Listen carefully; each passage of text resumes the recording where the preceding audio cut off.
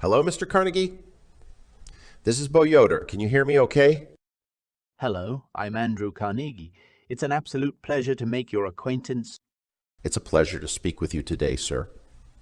I would like to take this unique opportunity for us to have a conversation across time and share with those in my era who are listening some of your wisdom and perspectives that have been distorted or lost. We know you as a highly successful person, a leader in the steel industry, but there's a lot more to your life than business and your domination of an industry.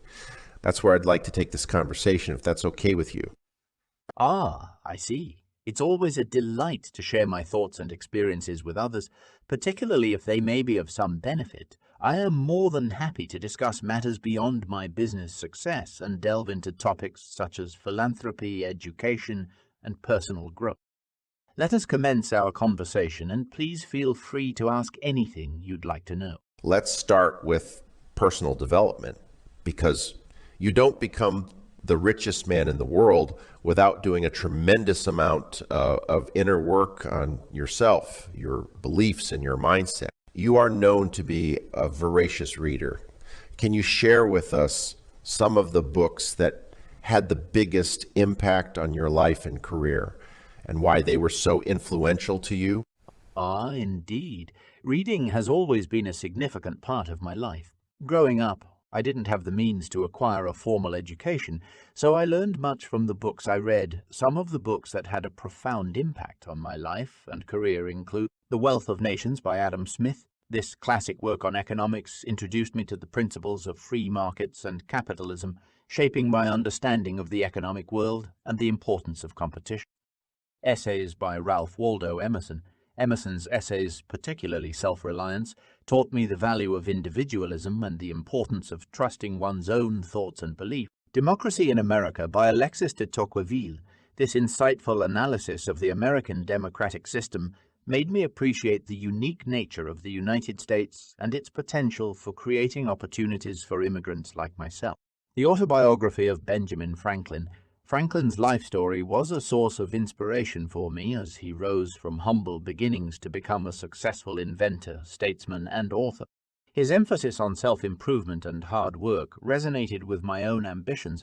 These books, among others, provided me with the knowledge, inspiration, and motivation I needed to pursue my dreams and achieve great success.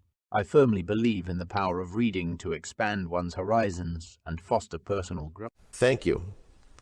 Coincidentally, I had a conversation with Benjamin Franklin just the other day. It was quite something. I'll share the recording of that conversation with you after we are done. Oh my, that must have been quite an engaging and enlightening conversation. Benjamin Franklin is an exceptional figure in history, and his accomplishments never cease to amaze me. It's truly remarkable to have the opportunity to converse with such distinguished individuals across time. I hope you've found our exchange thus far to be as enjoyable and informative. This opportunity is truly awe-inspiring, and I'm so blessed to be here now, and I do thank you for your time. Since we are speaking about books and reading, let me ask you about a book which many of those listening to this have likely read. Think and Grow Rich continues to sell very well in my time, and you were the reason that it was written in the first place. How did you first meet Napoleon Hill, and what was your initial impression of him? Ah, Napoleon Hill. I remember our encounter well. I met Mr. Hill in 1908 when he was working as a reporter for Bob Taylor's magazine. He came to interview me about my thoughts on success and achievement. Our conversation left quite an impression on me, as I found him to be an inquisitive, ambitious, and dedicated young man.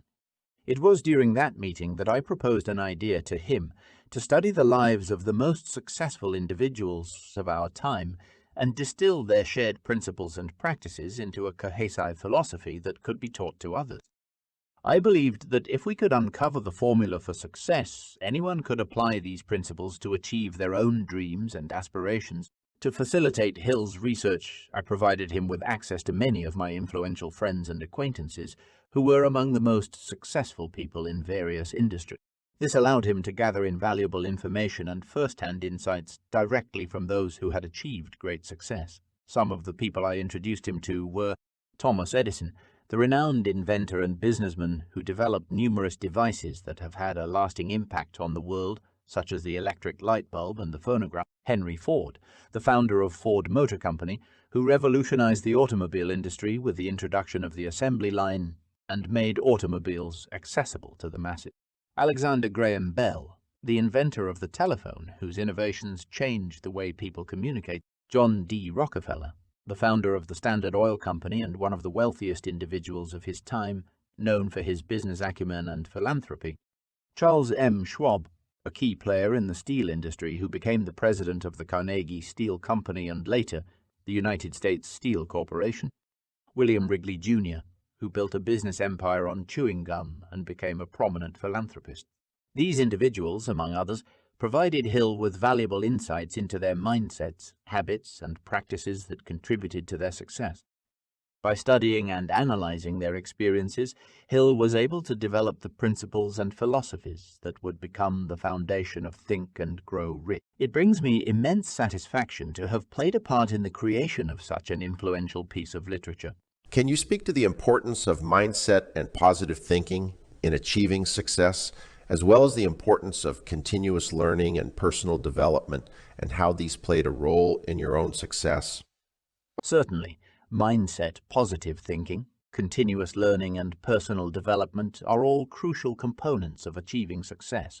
Allow me to elaborate on each aspect and how they contributed to my own journey. 1. Mindset. Your mindset greatly influences how you perceive the world around you and the opportunities that arise. A growth mindset, which embraces challenges and views failures as opportunities for learning and improvement, is essential for success. I firmly believe that we must be willing to adapt and evolve in response to the ever-changing circumstances of life and business. 2. Positive thinking. Maintaining a positive attitude even in the face of adversity can make all the difference. By focusing on the positives and believing in your own capabilities, you can overcome obstacles and achieve your goal. In my own life, I faced numerous setbacks, but my unwavering faith in my own abilities and the potential for a better future fueled my determination to succeed. 3. Continuous learning. The world is ever-changing, and the only way to keep up is by continuously expanding your knowledge and skills. I have always been a voracious reader, and I attribute much of my success to the knowledge I gained from books. In addition to reading, one should also be open to learning from experiences and the wisdom of others. 4. Personal development. Success is not just about financial wealth or business achievements. It is also about personal growth and self-improvement. Striving to become the best version of oneself in all aspects of life is an essential part of the journey to success.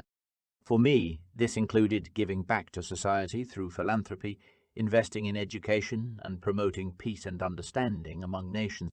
The combination of a growth mindset, positive thinking, continuous learning, and personal development is a powerful recipe for success. These principles have guided me throughout my life and have played a significant role in my accomplishment. You can't dominate an industry without having a lot of failures and setbacks. Can you talk a little bit about overcoming adversity? For example, can you share with us a time when you had to pivot your business strategy and why you made that decision?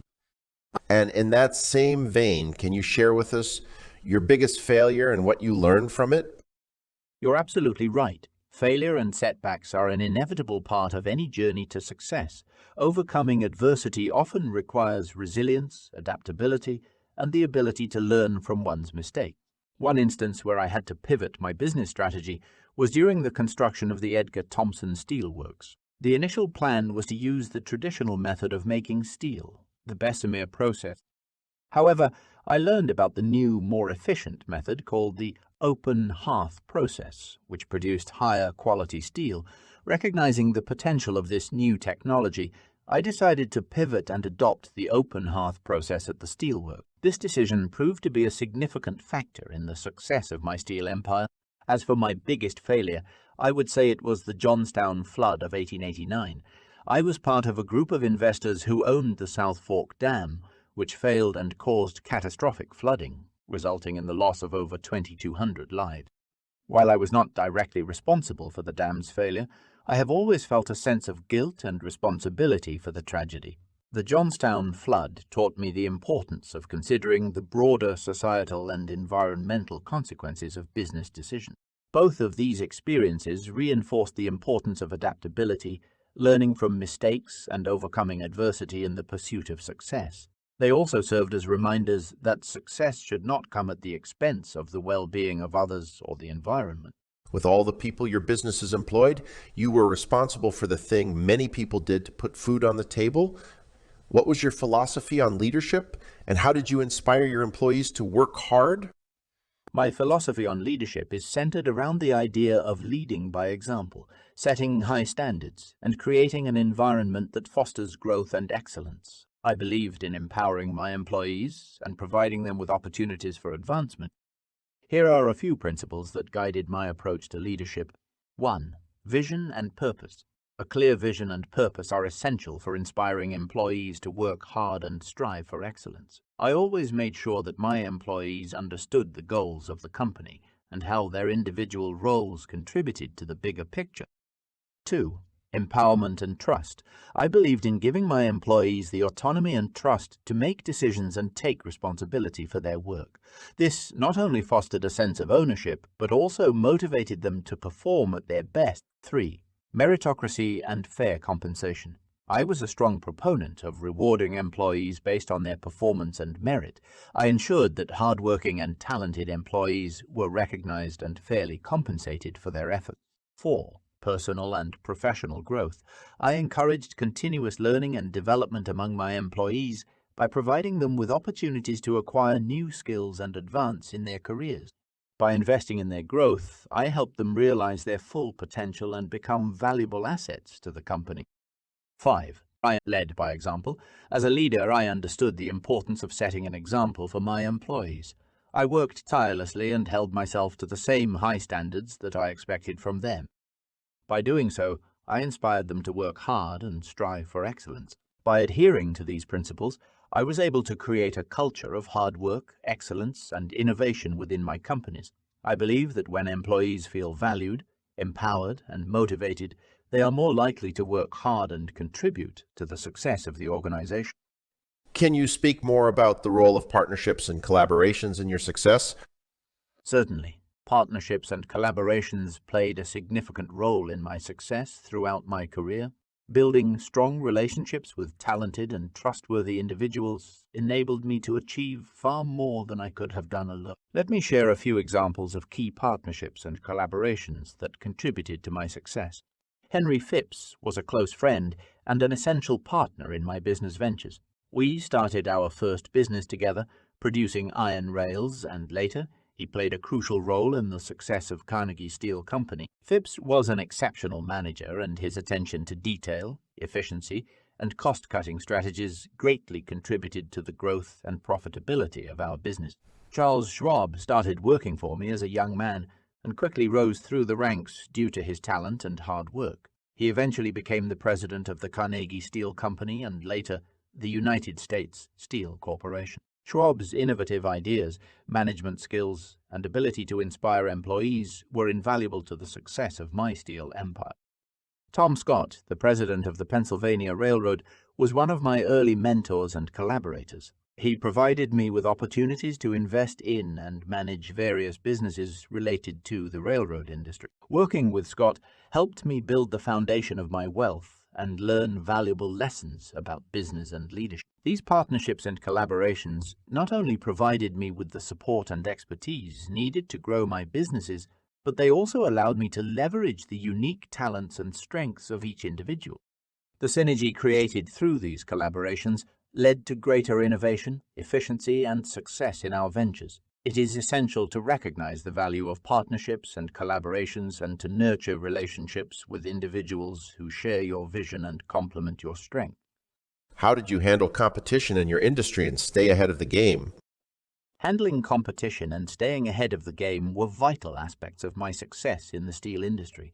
Here are some of the key strategies I employed to remain competitive and maintain an edge. 1. Embrace innovation. I always sought to embrace new technologies and processes that could improve efficiency, reduce costs, and produce higher quality products. By being an early adopter of innovative methods, such as the open hearth process, I was able to maintain a competitive advantage in the steel industry. 2. Vertical integration. I aimed to control every aspect of the steel production process, from raw materials to finished products. By acquiring and integrating businesses involved in various stages of production, I could control costs, improve efficiency, and ensure a reliable supply chain.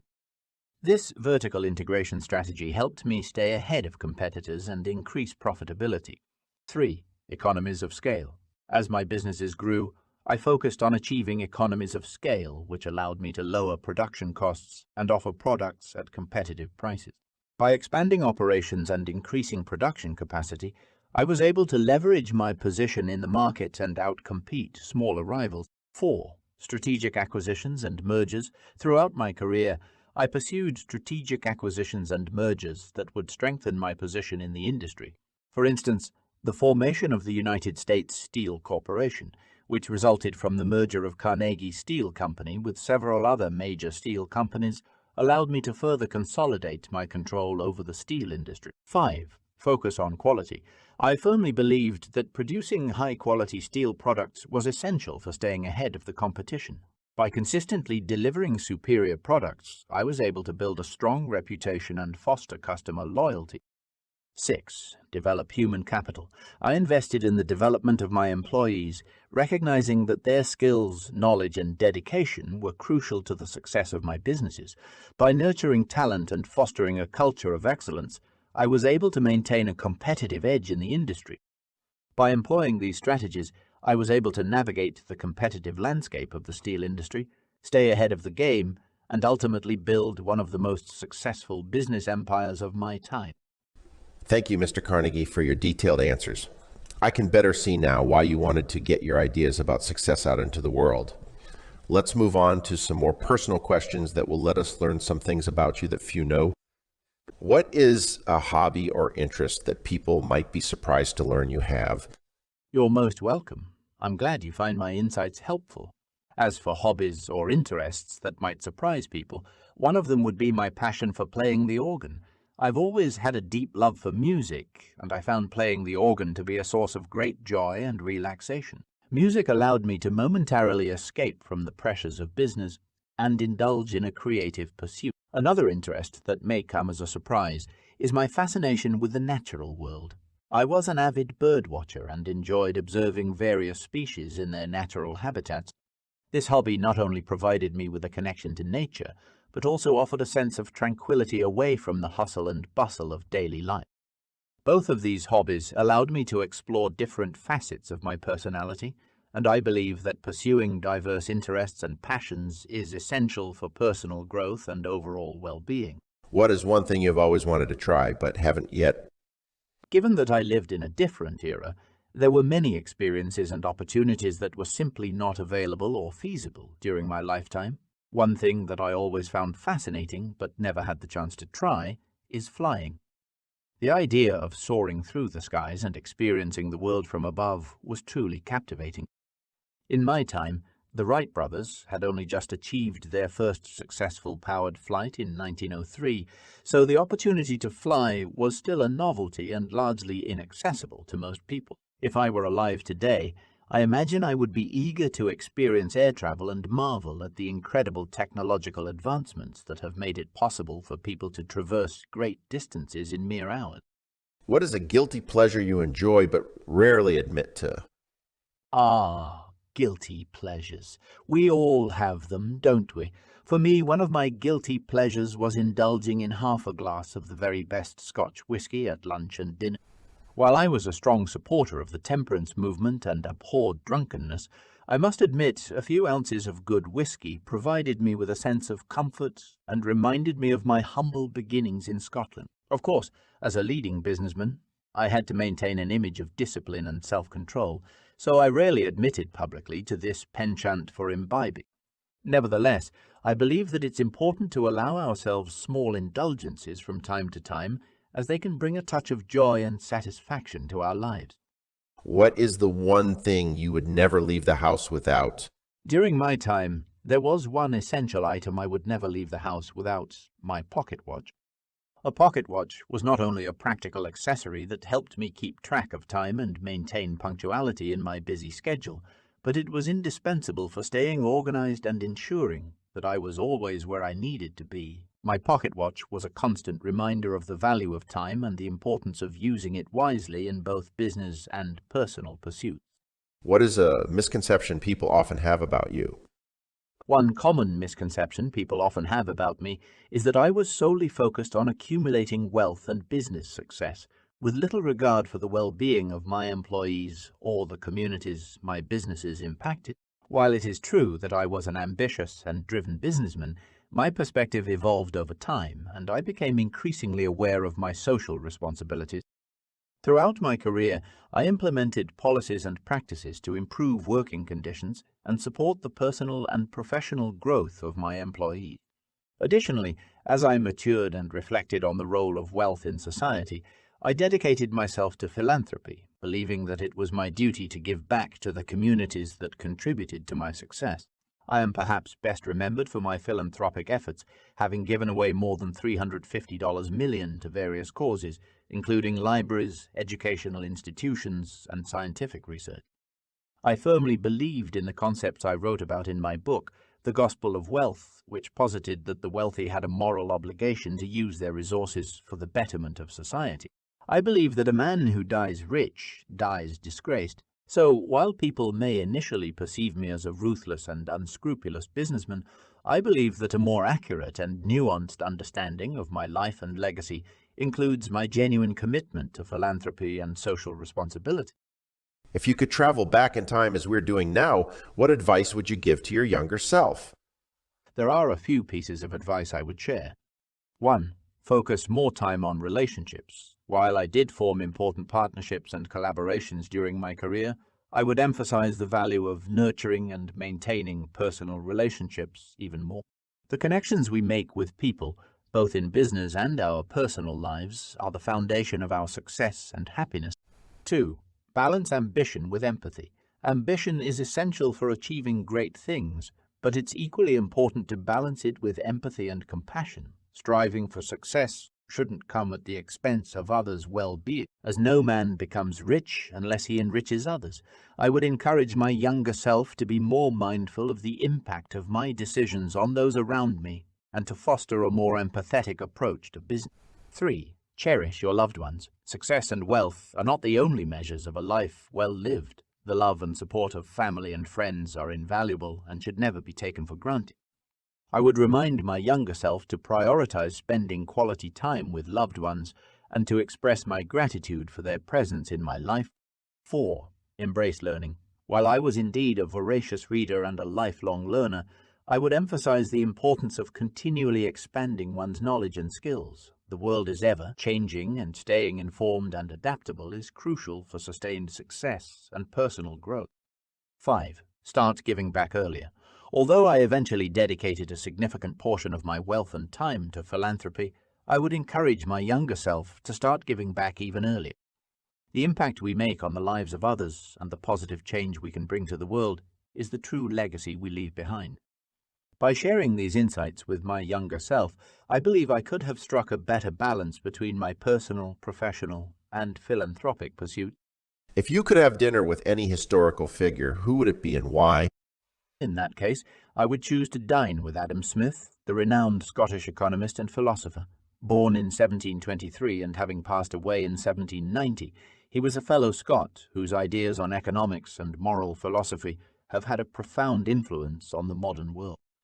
Adam Smith is best known for his work, The Wealth of Nations, which laid the groundwork for classical economics and introduced the concept of the invisible hand, the idea that free markets, through supply and demand, can efficiently allocate resources and promote the common good.